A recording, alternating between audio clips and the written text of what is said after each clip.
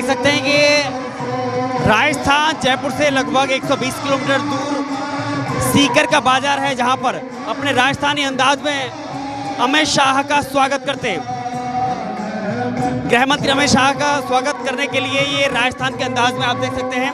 मैं आपको दिखा रहा हूँ जाट बाजार, इस चौराहे पर जाट बाजार जो आपको दिख जाएगा, जाट बाजार पर ये स्वागत करने के लिए लोग इकट्ठा हुए हैं। मैं थोड़ा सामने से दिखाना चाहूँगा थोड़ा सा कि बांसुरी बजाने का अंदाज आप देखिए कि किस हिसाब से बांसुरी बजाने का अंदाज है। ये ढोल नगाड़े के साथ में अपनी बांसुरी के साथ में बजाते हुए जो कि अपना संगीत है, राजस्थान का अपना संगीत है और उसी में नृत्य भी है, वादन भी है और मधुर बांसुरी की वो धुन भी है। ये वो गृह मंत्री अमित शाह का स्वागत करने के लिए आज इस जाट चौक पर ये हरियाणा राजस्थान के लोग एकत्रित हुए हैं अमित शाह के स्वागत में। धीरे से अंदाजा देखिए इनका कि ढोल बजाने का मैं चाहूँगा चारों तरफ से दिखाइए इनका कि किस अंदाज में ये लोग अपने राजस्थानी पगड़ी बंधी हुई है, सभी के पगड़ी बंधना और ये बांसुरी की धुन देखिए आप सामने से, बांसुरी की धुन कि अपना ये संगीत है यहाँ पर राजस्थान का और उसी में नृत्य दिखाना और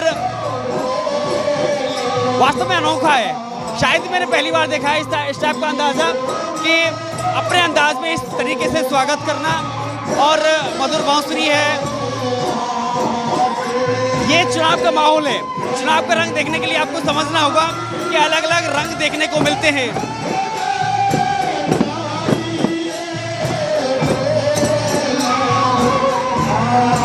इस चुनाव के रंग कहते हैं ना, लोकतंत्र का पर्व सबसे बड़ा पर्व माना जाता है और यही वजह है कि जहां पर सबसे अलग अंदाज में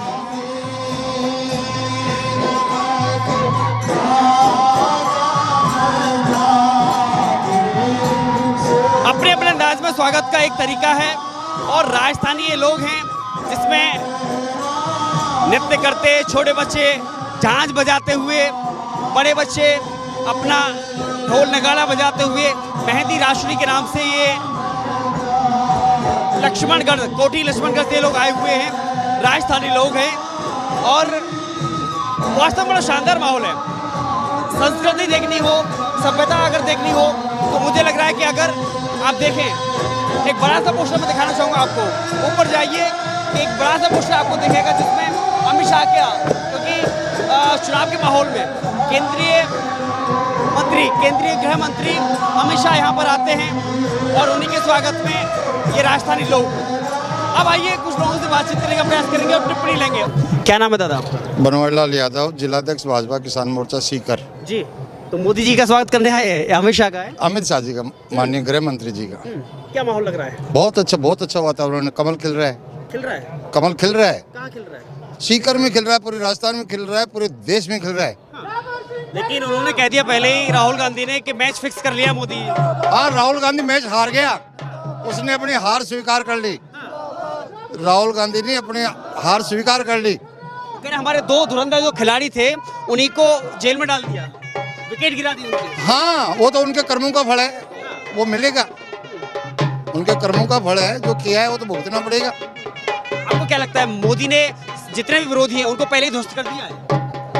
हार उन्होंने खुद नहीं स्वीकार कर ली, मोदी जी ने, देश की जनता ने, और उन्होंने खुद नहीं अपनी हार स्वीकार कर ली। क्या कोई मुद्दा नहीं है मोदी को हराने के लिए? मोदी को हराने के लिए इस देश में कोई मुद्दा नहीं है। लेकिन आज पूरी महापंचायत हुई है, पूरे जो महागठबंधन है उसकी संयुक्त तो पहली रैली हुई है, दिल्ली से ऐलान हुआ है। महागठबंधन एक ठगों का गठबंधन है, जनता ने उनको नकार दिया। जनता में उनकी कोई स्वीकार्यता नहीं है। देश की जनता भारतीय जनता पार्टी की तरफ, हमारे केंद्रीय नेतृत्व प्रधानमंत्री मोदी जी की तरफ, माननीय गृह मंत्री अमित शाह जी की तरफ देख रही है। भारतीय जनता पार्टी के कार्यकर्ता उत्सुक है और वो पल का इंतजार कर रहे हैं कि मतदान का दिवस कब आए और कब कमल को खिलाएं। तो मोदी की गारंटी में भरोसा है? हाँ, मोदी जी की गारंटी में विश्वास है। मोदी जी जो कहते हैं वो करते हैं। भारतीय जनता पार्टी की सरकार जो कहती है वो करती है।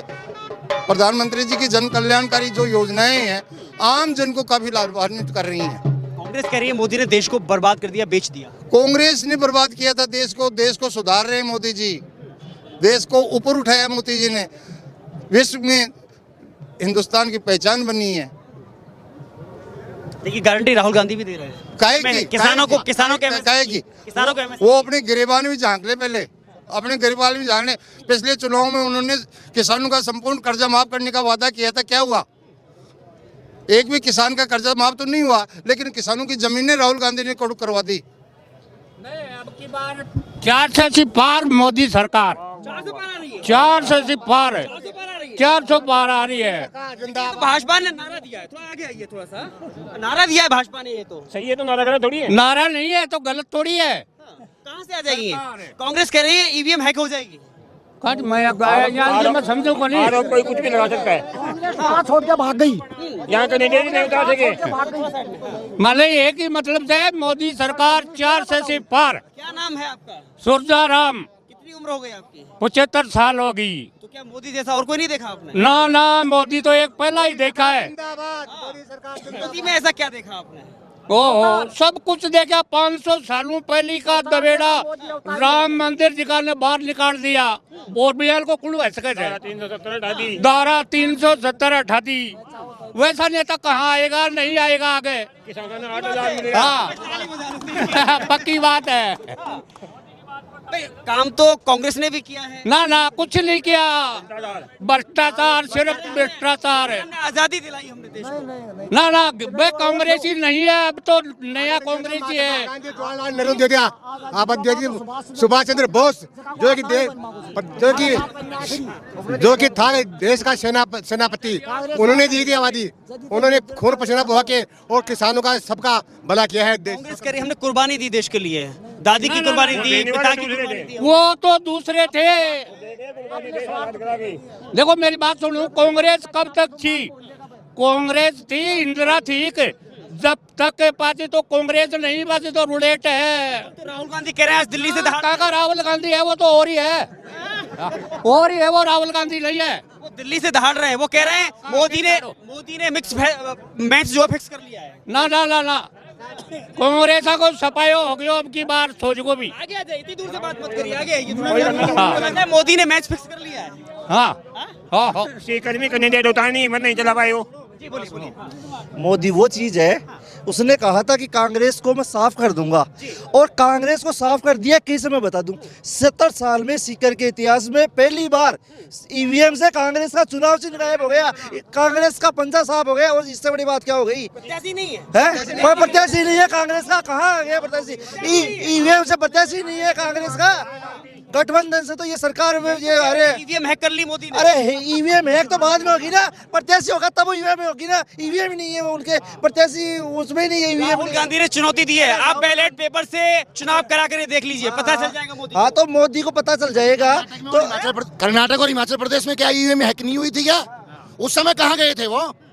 देखिए, जवाबदारी हर जगह बनती है, जनता जानती है, जनता जानती है। जनता लगातार जान रही है कि बीजेपी जिसने वादा किया है ना, उसको इरादे के साथ पूरा किया है। मंथन कर लीजिएगा, रथ यात्रा में अडवाणी लेके देने उन्होंने कहा था कि ये 2 अभी हैं, 200 हैं, अब तो छोड़िए 200, अब 400 हैं और उसके पार हैं। क्यों? क्योंकि राम मंदिर बनाया हमने। डबल इंजन की सरकार तो है ही है। जितना भी वादा किया है ना, वो पूरा किया और करेंगे। कांग्रेस की तरह वो वादा नहीं करते। करिए 2 करोड़ नौकरियों का वादा भाजपा ने कभी पूरा नहीं किया। मेरी बात सुनिए, युवाओं को रोजगार नहीं दिया। युवाओं को रोजगार, जितना युवाओं को रोजगार भाजपा गवर्नमेंट ने 9 सालों में दिया है ना, उतना कभी कांग्रेस गवर्नमेंट ने नहीं दिया सर। मैं आपको बात करता हूँ, पेपर लीक करके बढ़िया रोजगार दिया है कमाई करने वालों को। किया।